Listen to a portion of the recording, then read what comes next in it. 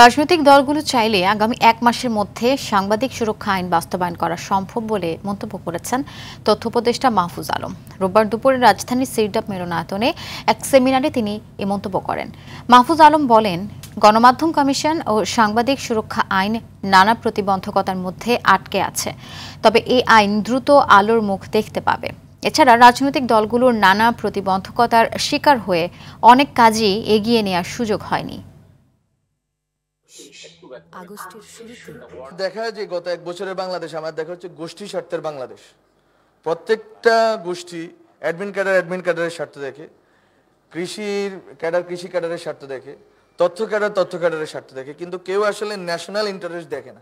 গোষ্ঠী স্বার্থের ঊর্ধ্বে আমরা হচ্ছে যে ন্যাশনাল ইন্টারেস্টকে সামনে রাখতে পারি, তাহলে হয়তো আমরা একটা পরিবর্তন দেখতে পাবো।